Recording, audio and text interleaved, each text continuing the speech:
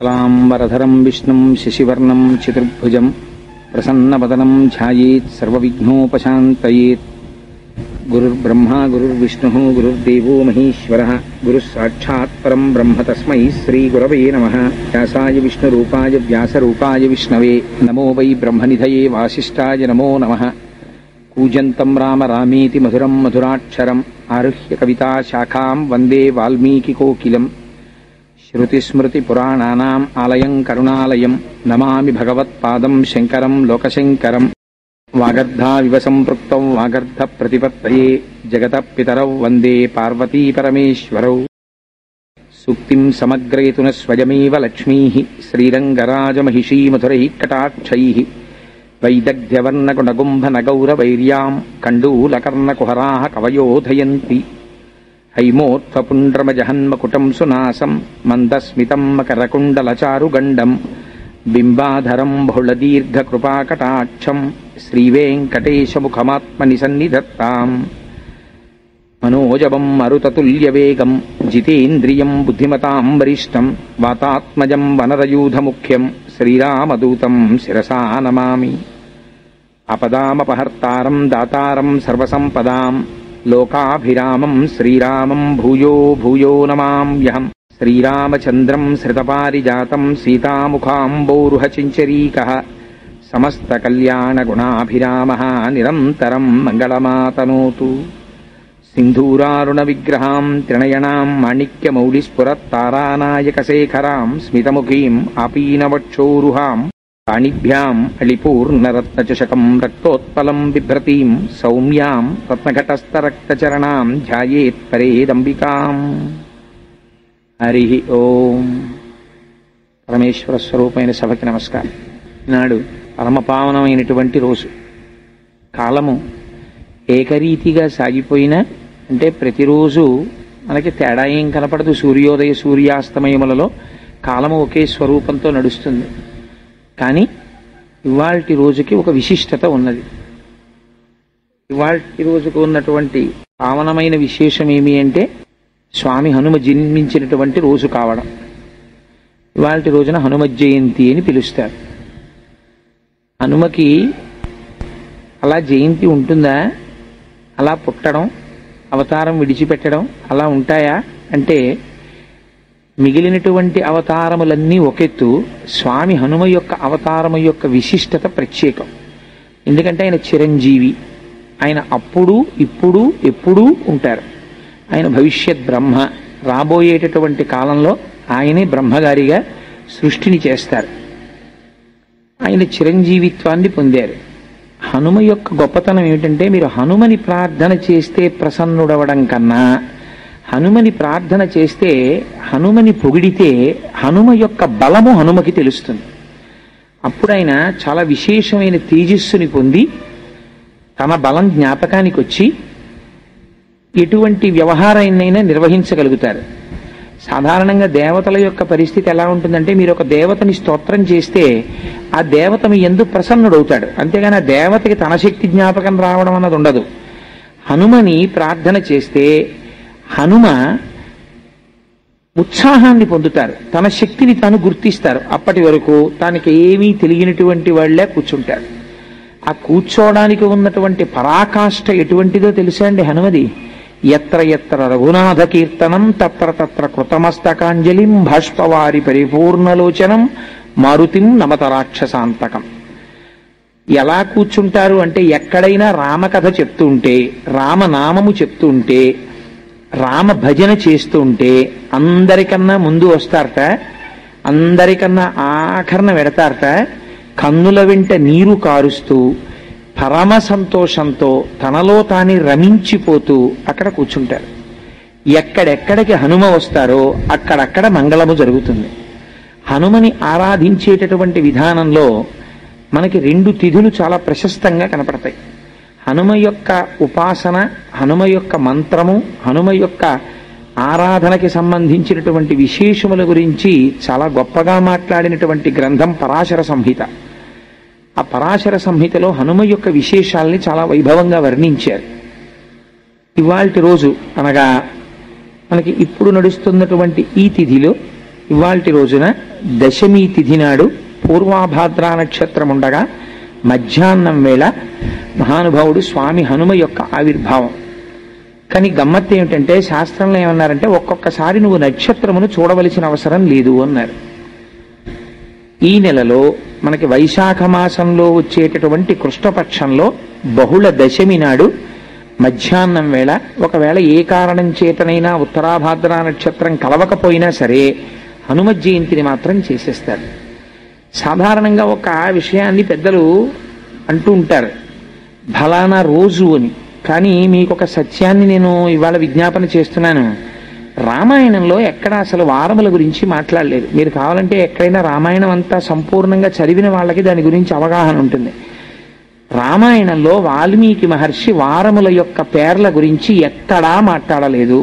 ఆదివారం, సోమవారం, మంగళవారం, బుధవారం అలా మాట్లాడలేదు. కేవలము తిథులు మాట్లాడారు, నక్షత్రములు మాట్లాడారు అంతే. మాసములు చెప్తారు, మాసములో వచ్చేటటువంటి కృష్ణపక్షమా శుక్లపక్షమా చెప్తారు, అందులో తిథి చెప్తారు, ఒక్కొక్కచో నక్షత్రములు ప్రస్తావన చేస్తారు తప్ప అది అసలు ఆదివారం, సోమవారం, మంగళవారం అనేటటువంటి ప్రస్తావన చెయ్యరు. ఎందుకని అంటే బహుశः త్రేతాయుగంలో వారములనేటటువంటిది కాలమును గణన చేయడంలో వినియోగింపబడలేదు.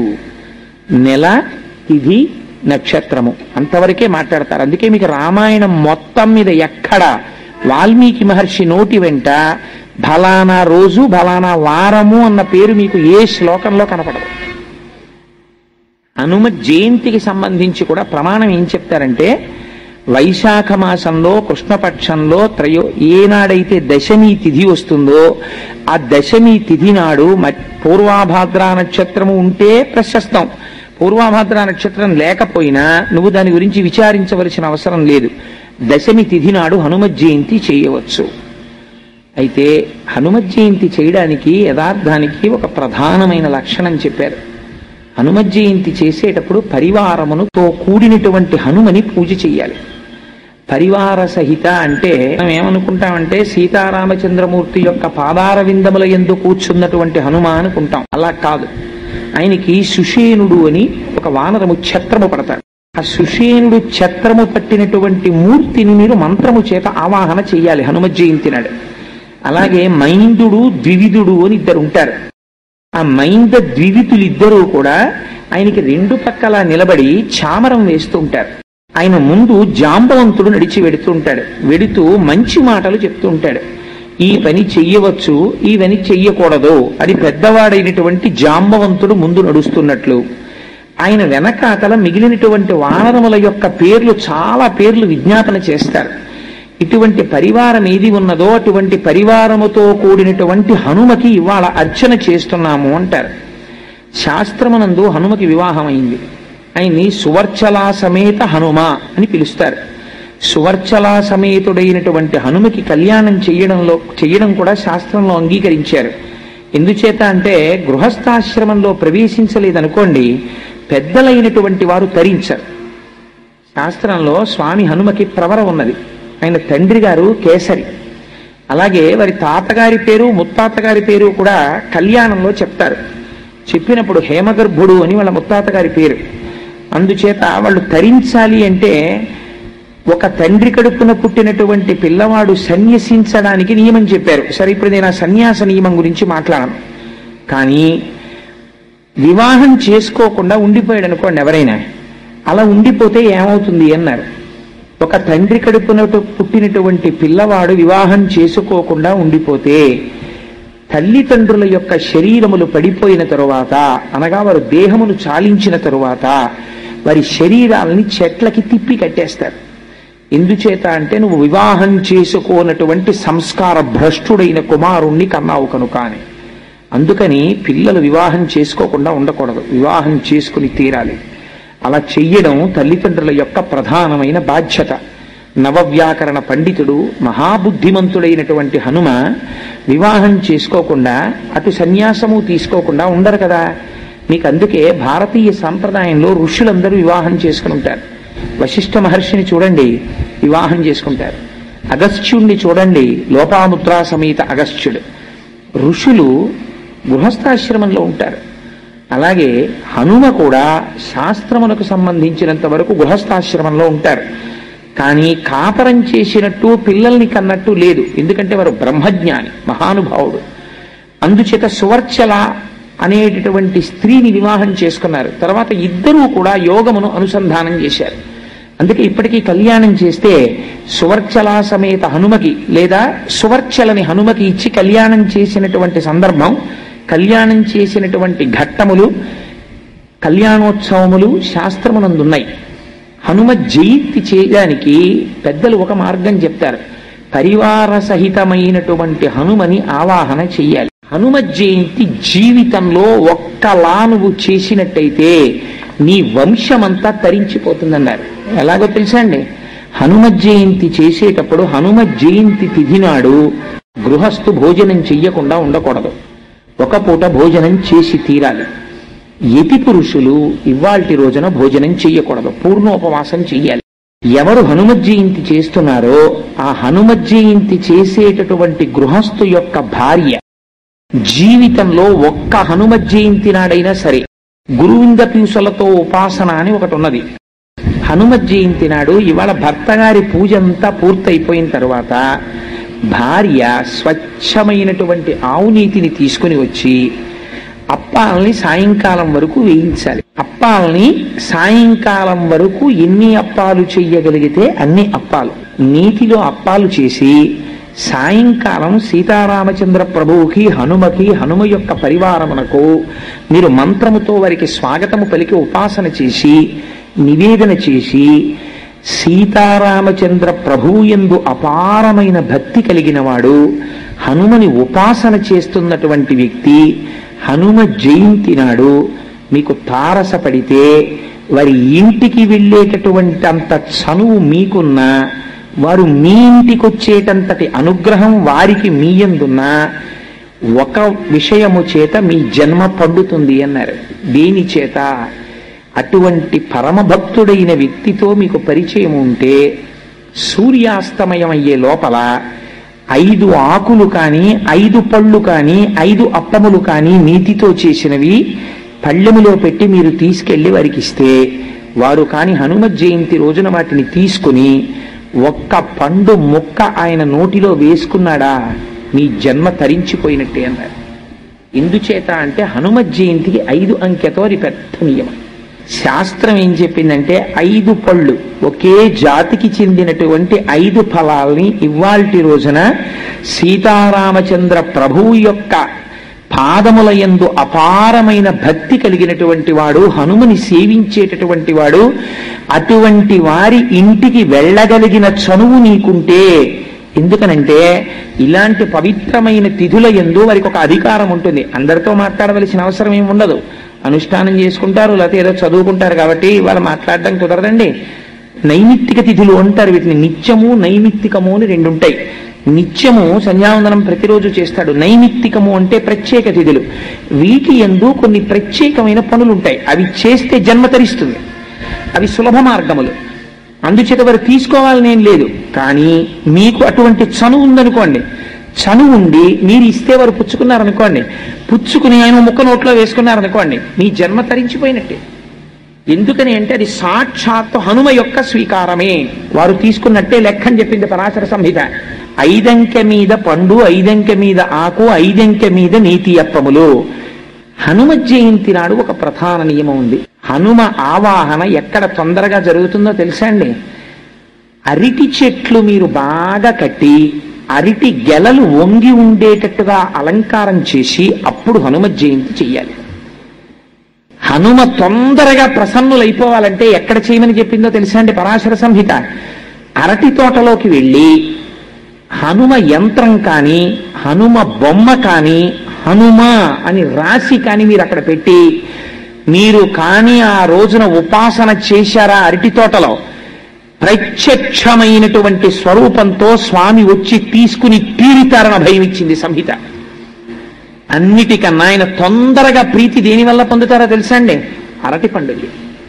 కదలి పూజ అని ప్రత్యేకమైనటువంటి పూజ ఆయనకి. కేవలం అలంకారంతో ఆయన తృప్తి పడిపోతారు.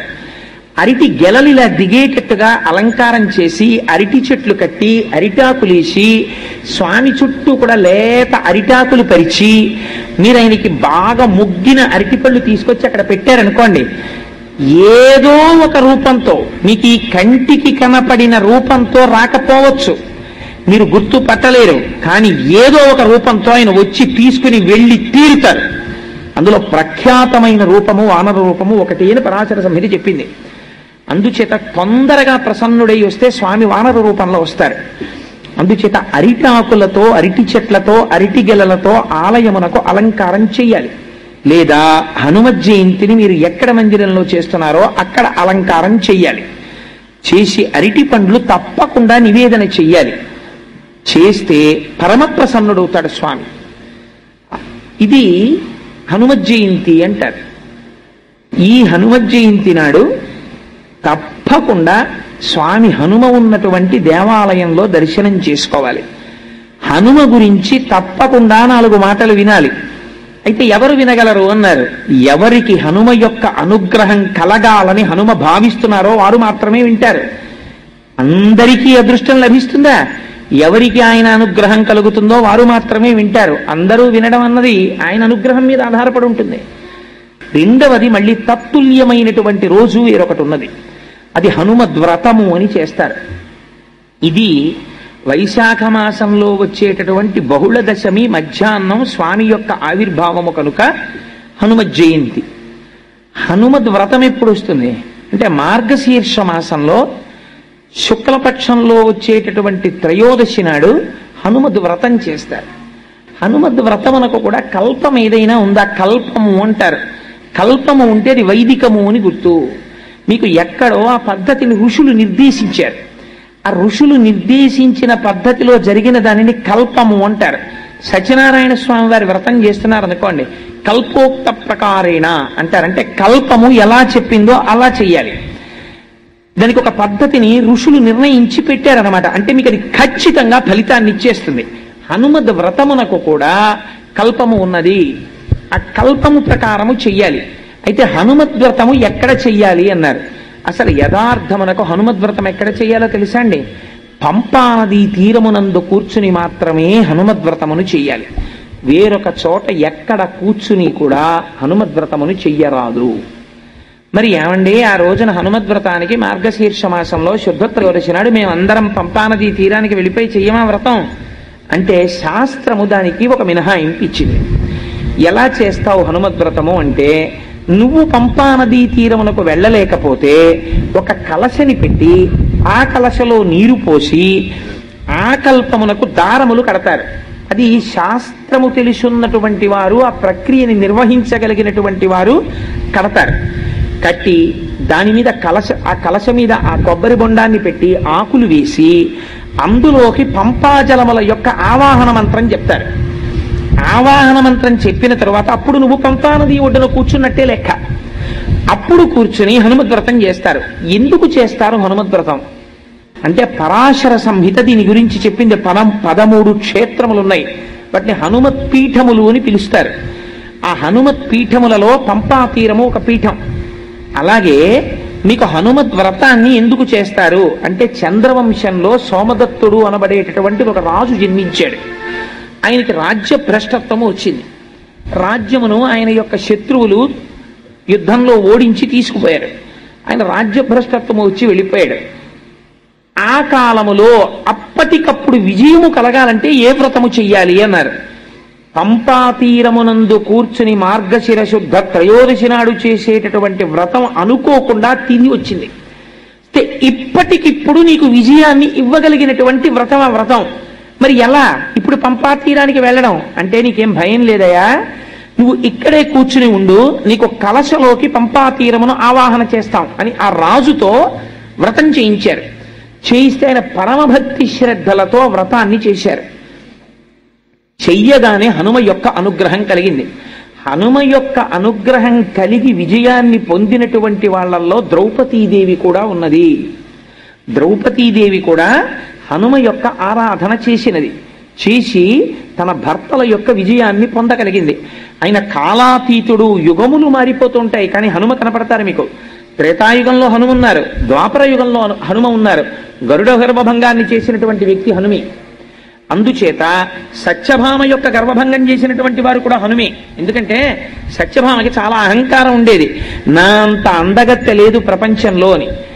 ఒకసారి కృష్ణ భగవానుడు అనుకున్నారు, సత్యభామ యొక్క అందమునందు ఆవిడకున్నటువంటి అతిశయమును పోగొట్టాలి అని. తన భార్య యొక్క అందమునకు ఉన్నటువంటి అతిశయమును భర్తే పోగొడితే అది అంత మర్యాదగా ఉండదు, కొంచెం కఠినంగా మాట్లాడవలసి వస్తుంది. అందుకని కృష్ణ భగవానుడు చతురుడు కనుక ఆయన హనుమకి కబురు చేశారు, హనుమ ఒక్కసారి రావలసినది అని. అంటే హనుమ ఒక విచిత్రమైన స్వరూపం.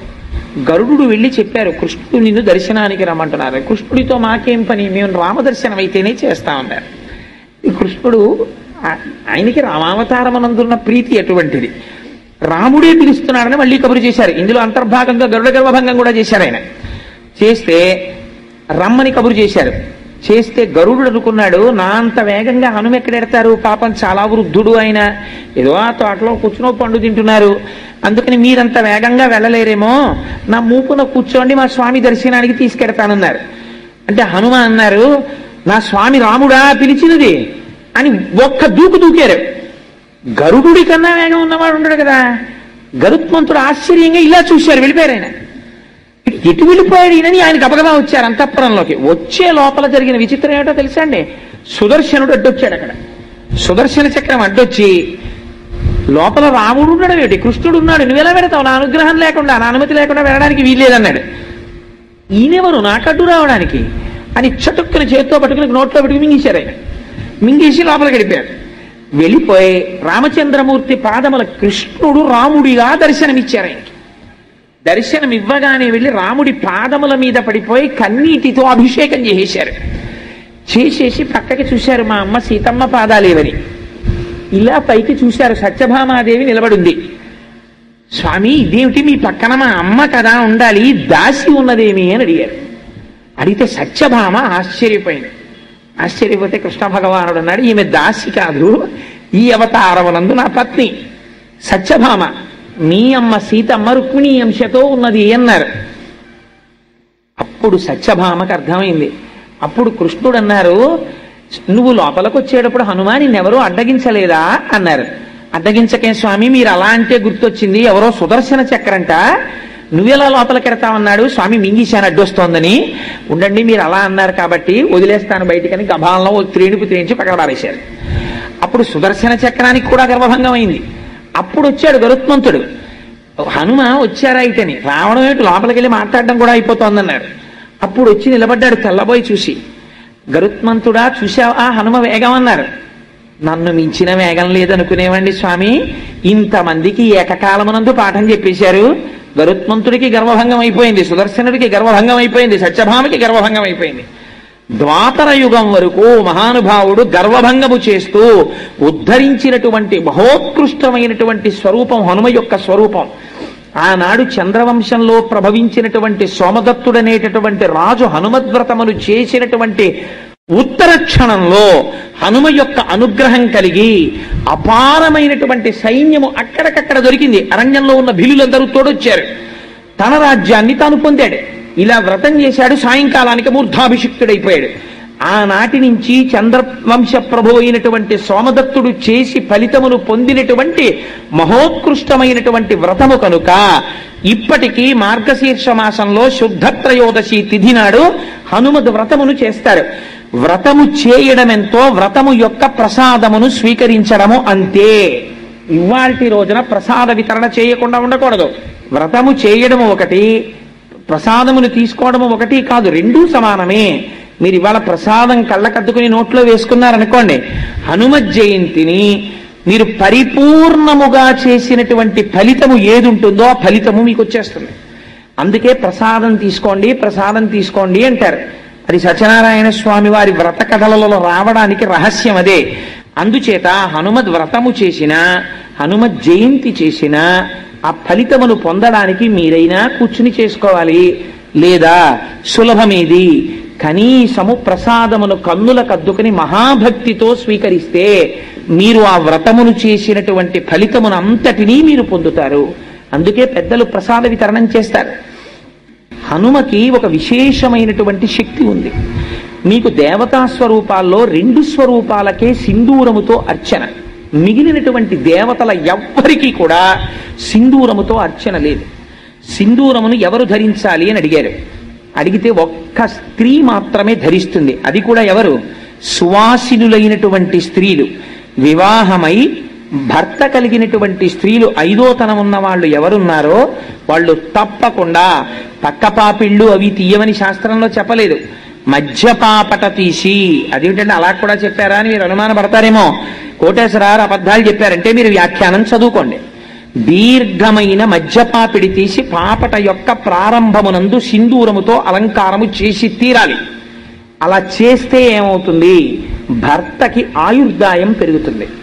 భర్తకు ఆయుర్దాయం పెరిగితే తనకు 5వ తనం నిలబడుతుంది. సింధూరము అలంకారము చేయబడనటువంటి పాపట కలిగినటువంటి స్త్రీ యొక్క కుమార్తెని వివాహం చేసుకోవడానికి పెద్దలు వెళ్ళారనుకోండి, ఆవిడికి తెలియదన్నమాట సంప్రదాయం. కాబట్టి ముందు ఆవిడికి నేర్పాలి. అయ్యా, మీ భార్య గారిని సింధూరం పెట్టుకోవడం నేర్చుకోమనండి అని చెప్పి అప్పుడు వాళ్ళ అమ్మాయిని మీ ఇంటికి తెచ్చుకోవాలి కోడలిగా. లేకపోతే ఆవిడే పెట్టుకుంది, ఈ పిల్ల ఎందుకు పెట్టుకుంటుంది? ఆయనేమో రేపు పొద్దున నీ కొడుకు తాళి కట్టబోతున్నాడు, మాంగళ్యం తంతునానేనా మమ జీవన హేతునా అంటున్నాడు. నా జీవితమునకు హేతువు కంఠే పద్మామి శుభగేతం జీవ శరదాంశతం, నా జీవితమునకు హేతువు నీ కంఠమునందు కడుతున్నానంటున్నాడు. ఆ సూత్రం ఎంతకాలం ఉంటుందో అంతకాలం ఆయన ఉన్నాడని గుర్తు. ఈ సూత్రం ఉంటుంది అని నమ్మకమేమి? స్నానము చెయ్యగానే ముందు సింధూరం తీసుకుని పాపటలో పెట్టుకుంటారు. కాబట్టి ఎవరి యందు సింధూరము అలంకారము? స్త్రీ, సువాసిని స్త్రీ యందు పాపట యందు అలంకారం. దేవతా స్వరూపాల్లో మీకు ఇంకా ఏ దేవతకి కూడా సింధూరార్చన లేదు.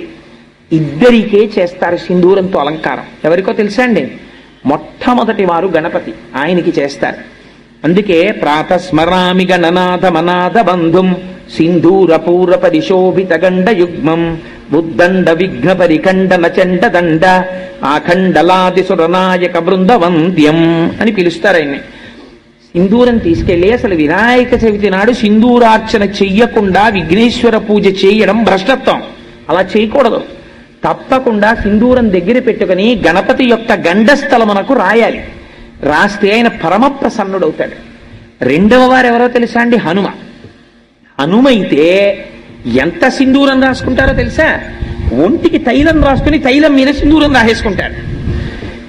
ఎందుకు ఆయనకి అంత ఇష్టం సింధూరం అని అడిగారు. ఆయనకి ఇష్టం కాదుట. ఒకనాడు సీతమ్మ తల్లి స్నానం చేసి పాపట సింధూరం పెట్టుకుంటోంది. పెట్టుకుంటుంటే స్వామి హనుమకి ఎప్పుడు ఆ సీతారాముల దగ్గర తల్లిదండ్రులు ఆయన హనుమత్ రామాయణము అని ఆయన రామాయణం రాసుకున్నారు.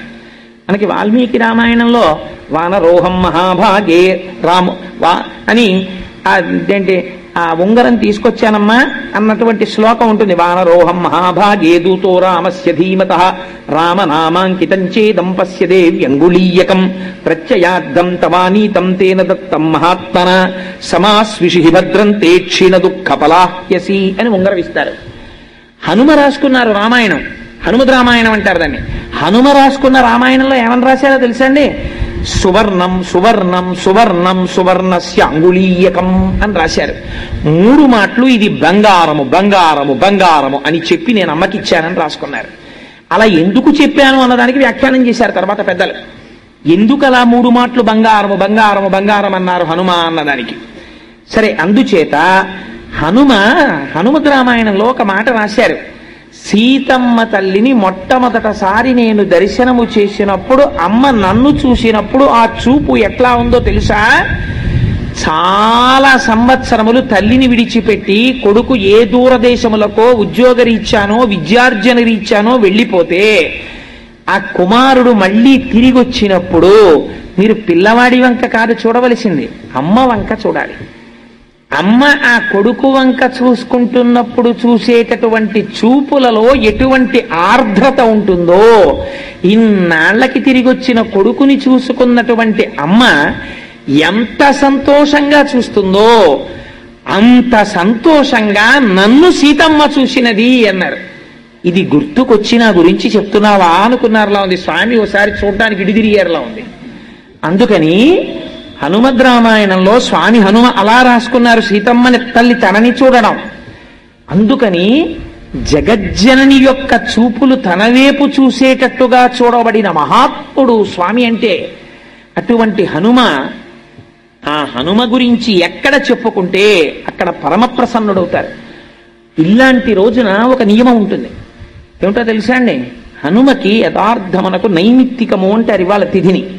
ఇవాళ తిథి నాడు 108 సార్లు స్వామికి ప్రదక్షిణం చెయ్యాలి ఓపిక ఉన్న వాళ్ళు. 108 ప్రదక్షిణాలు చేసేటప్పుడు కూడా ఒక నియమం ఉంది. 108 ప్రదక్షిణాలు చేస్తూ ఎవరు కనపడినా ఒక నమస్కారం. అసలు యథార్థమునకు దేవాలయంలో నమస్కారం వేరొకరికి చెయ్యకూడదు. ఆయన ఎంత ప్రాజ్ఞుడు అనివ్వండి, చెయ్యకూడదు దేవాలయంలో. దేవాలయంలో ఎవరున్నారో ప్రధానమూర్తి వారికే నమస్కారం. ఒకవేళ వేరొకరు చేసినా వీరేమంటారంటే దేవాలయంలో ఎదురుగుండా ఎవరున్నారో వారికి హనుమత్ పరబ్రహ్మార్పణమస్తు అంటారు తప్ప తాను ఆశీర్వచనం చెయ్యడు. చెయ్యకుండా ఇది దేవతకు చెందుగాక అని పంపించేస్తాడు. అందుచేత ఇవాళ 108 ప్రదక్షిణములు చెయ్యాలి. 108 ప్రదక్షిణాలు చేసేటప్పుడు బాగా జ్ఞాపకం పెట్టుకోండి. హనుమకి 108 ప్రదక్షిణాలు చేస్తే ప్రదక్షిణం చేసేటప్పుడు మీరు ఏవి పడితే ఇవి పెట్టి లెక్కలు పెట్టకూడదు. నేను బాగా గుర్తుపెట్టుకోండి, ప్రస్తావన వచ్చింది కాబట్టి చెప్తున్నాను. మిరియముతో లెక్క పెట్టకూడదు. తెలియక మిరియం గింజలు ఇలాంటివి తెచ్చి లెక్కలు పెడుతుంటారు. ఎప్పుడూ వాడకూడదు. వాటి యందు ఉగ్రత ఉంటుంది. అందుకని మిరియాలు లెక్కకి తేకూడదు. మీరు ఎప్పుడైనా అంకెతో ప్రదక్షిణం నైమిత్తికంలో చేస్తే, నా సొంతంగా చెప్పట్లేదు, పరాశర సంహిత చెప్పింది. మీరు ఇలాంటి రోజున 108 ప్రదక్షిణాలు చేస్తే ఎలా చేయాలో తెలుసండి? మీ కామ్యము తక్షణము నెరవేరిపోతుంది. ఇలాంటి రోజున చేస్తే స్నానం చేసి మీరు సంధ్యావందనం ఇంటి దగ్గర చేసుకుని నేను ప్రదక్షిణాలు చెయ్యడానికి వస్తున్నానని మీరు స్వామికి విజ్ఞాపన చేసుకుని, స్వామి నాకు ఏ ఇబ్బంది లేకుండా నాతో ప్రదక్షిణం చేయించు అని నమస్కరించి మీరు వచ్చేటప్పుడు పువ్వులు తెచ్చుకోవాలి. పువ్వులతో లెక్క పెట్టుకోవచ్చు. మీరు సజ్జలో కానీ ఇందులో ఉన్న పువ్వులు వేసుకుని ఒక ప్రదక్షిణం చేసి వస్తే ఒక పువ్వు అక్కడ పెట్టుకోవచ్చు. ఏమంటే గాలికి ఎగిరిపోతుందేమో అని మీకు అనుమానం ఉంటే వక్కలతో లెక్క పెట్టుకోవచ్చు. 108 వక్కలు లెక్క పెట్టి తెచ్చుకుని మీరు ప్రదక్షిణం చేసేటప్పుడు ఒక్కొక్క వక్క అక్కడ పెడుతున్నారనుకోండి, పరమ పావనం అయిపోతుంటుంది మీ ప్రదక్షిణం. 108 ప్రదక్షిణాలకి 108 వక్కలు అక్కడ పెట్టుకోవచ్చు. పుష్పము కానీ వక్క కానీ హనుమకి ప్రదక్షిణం చేసేటప్పుడు వాడి ప్రదక్షిణం చేస్తే అది పరమ శాస్త్రీయమై ద్విగుణీకృతమైనటువంటి ఫలితాన్ని ఇస్తుంది. ఎందుచేత అంటే కొంతమంది దేవతలకి కొన్ని ప్రదక్షిణాలు చేసేటప్పుడు జాగ్రత్తగా ఉండాలి.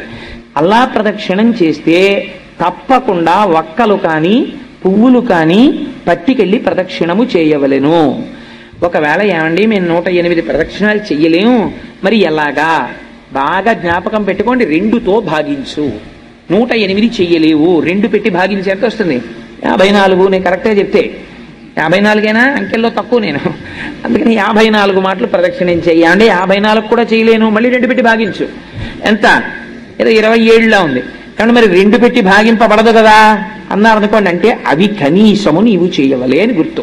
ఇంకా 2 చేత భాగింపబడదంటే 27 ప్రదక్షిణాలు కూడా చేసేటంతటి శరీర స్థితి నాకు లేదు అని నువ్వు అనుకుంటే అప్పుడు 11 మార్లు చేయండి. అది కూడా నేను చెయ్యలేను అంటే యథార్థమునకు చెయ్యలేను అంటే బాగా తినేసి వచ్చానండి చేయలేనంటే కాదు, లేకపోతే ఓపిక లేదండి అంటే కాదు, ఎగ్గొట్టే మార్గాలకు కాదు. నీ శరీరము నిన్ను అనుమతించకపోతే, అంతగా రోగగ్రస్తమై ఉంటే శరీరము, అప్పుడు 5 కూడా నేను చెయ్యలేను. 3 అది కూడా చెయ్యలేను. 1 అది కూడా చెయ్యలేను. మానసికం చేస్తే అపారమైన ప్రయోజనము. మనుష్య జన్మ ఎత్తి హనుమ జయంతి నాడు మీరు హనుమ దేవాలయానికి వెళ్ళక, హనుమ గురించి వినక, ప్రార్థనా శ్లోకము చెప్పక మీ రోజు గడిచిపోయింది అనుకోండి, మీ జీవితంలో ఒక మహద్భాగ్యాన్ని మీరు వదిలిపెట్టేసినట్టే. అందుకే ఇవేమీ చేయలేకపోతే ఏం చేస్తావు? అంత భక్తుడి ఇంటికి నీకు అనుమతి ఉంటే నీ ఇష్టం వచ్చినట్టు వెళ్ళి క్యూలు కట్టి ఇస్తానంటే కుదరదు. ఆయనకి ఇష్టం అయితే పుచ్చుకుంటాడు అంతే. నీకు అంత చనువు ఉంటే మాత్రమే ఆయనకి 5 పళ్ళు ఇస్తే ఆయన పుచ్చుకుని నోట్లో వేసుకుంటే నీ జన్మధన్యం అయిపోయినట్టని చెప్పింది శాస్త్రం.